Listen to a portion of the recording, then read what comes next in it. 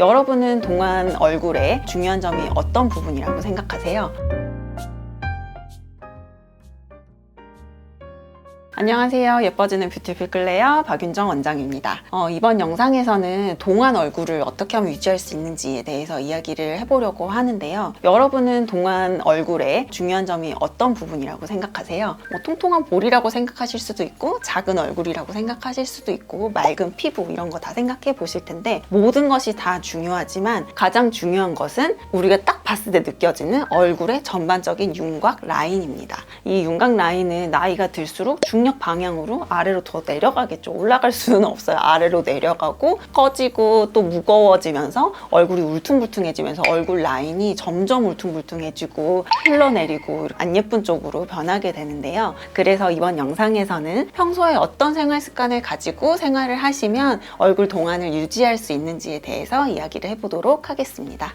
우리가 동안 얼굴을 이야기할 때 가장 중요한 부분은 의외로 얼굴 중안부입니다. 그래서 제가 이전 영상에서도 많이 말씀을 드렸지만 어떤 사람을 딱 봤을 때 이 사람이 되게 어리고 생기 있어 보인다 라는 느낌을 주는 가장 중요한 부분은 입꼬리와 눈 사이 이 얼굴 중안부입니다. 이 중안부가 생기 있고 적당한 볼륨이 있으면서 눈밑 꺼짐이라든지 많이 걱정하시는 광대역, 볼 꺼짐 이런 게 없으신 분들이 윤곽 라인이 매끈하신 분들이 딱 봤을 때 어려 보인다라는 느낌을 주게 되거든요. 그래서 이 중안부를 어떻게 하면 어려 보일 수 있는지 평소에 실천할 수 있는 운동법을 알려드리도록 하겠습니다. 첫 번째 운동은 입꼬리를 올려주고 중면부 근육을 생기 있게 보이도록 해주는 운동인데요. 우리가 힙업을 하려면 스쿼트라든지 런지 운동을 열심히 해서 근육에 볼륨을 업 시켜주듯이 이 광대 근육도 아래로 떨어져서 팔자가 처져 있을 때 운동을 많이 해주면 이 근육이 점점 더 발달이 되면서 볼륨이 위로 올라가는 효과를 보실 수 있습니다.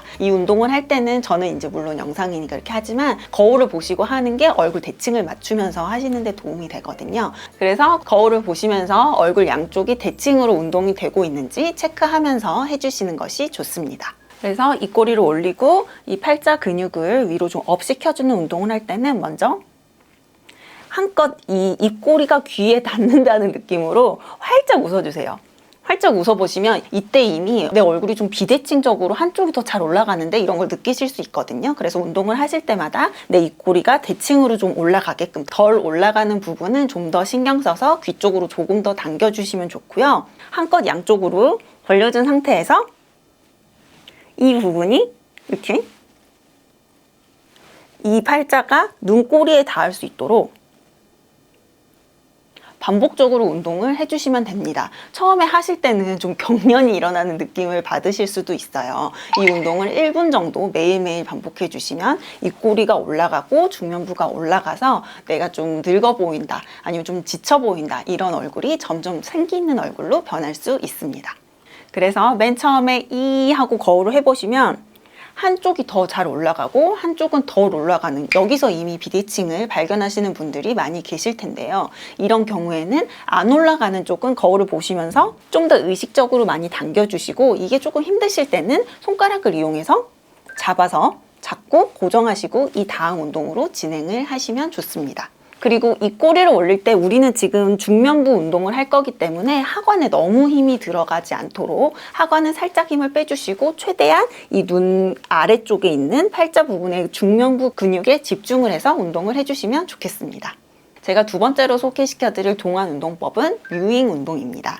뮤잉 운동을 많이 검색해 보시면 정보 많이 찾아보실 수 있는데 사실 이 뮤잉 운동은 영국의 그 치과 선생님이신 마이크 뮤 선생님이 무턱과 하관의 그런 부정 교합을 치료하기 위해서 좀 개발하신 운동법이에요. 그래서 많이 검색해 보시면 내가 알기로는 이게 하관 운동으로 알고 있는데 왜 이걸 하면 중면부가 짧아질까 이렇게 생각을 하시는 분들이 많으실 텐데 일단 뮤잉 운동은 혀의 위치를 바르게 해서 얼굴의 전체적인 윤곽 라인을 잡는 효과가 있습니다. 당연히 뮤잉 운동에서 가장 중요한 부분은 이 하관에 정렬을 맞춰주는 거지만 이 뮤잉 운동의 두 번째 효과는 사실은 호흡을 코로 하게끔 함으로써 우리가 비염이나 축농증이 있으신 분들은 이 코와 중면부가 길어진다는 거 알고 계시잖아요. 이렇게 우리가 습관적으로 나이가 들면서 잘못된 생활 습관으로 길어지는 중면부를 짧아지게 하는 효과가 있어요. 그래서 제가 소개시켜 드리는 거고요. 이 뮤잉 운동으로 하는 여러 가지 방법이 있지만 가장 간단한 것은 혀끝을 이 앞니 1cm 안쪽에다 대고 나머지 혀 바닥이 전체적으로 입 천장에 다 닿도록 붙이는 겁니다.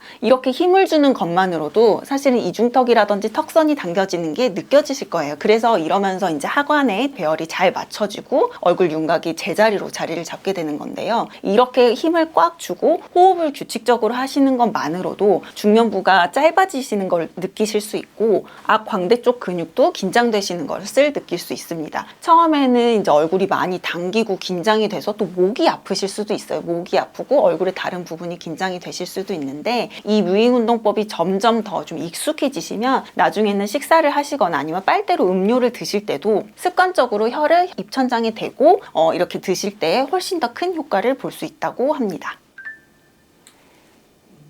이렇게 호흡을 하시면 평소에 나도 모르게 입 호흡을 하셨던 분들은 코 호흡에 좀 더 집중을 할 수 있게 됩니다. 그리고 이렇게 코 호흡을 하시는 것이 익숙해지시게 되면 이 혓바닥을 붙이고 광대 근육을 좀 더 자극을 해주시면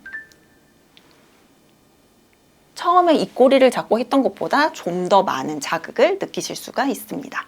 그리고 이 운동을 할 때 주의하실 점은 너무 하관에 큰 힘을 주시면 이 뮤잉 운동을 하시면서 턱이 커졌다, 측두근이 커졌다 이렇게 말씀하시는 분들이 계시거든요. 너무 턱을 꽉 깨물기 때문에 턱 근육과 측두근 근육이 발달을 하게 돼요. 그래서 너무 무리해서 턱을 꽉 깨물고 하시는 것은 피하시는 것이 좋겠습니다.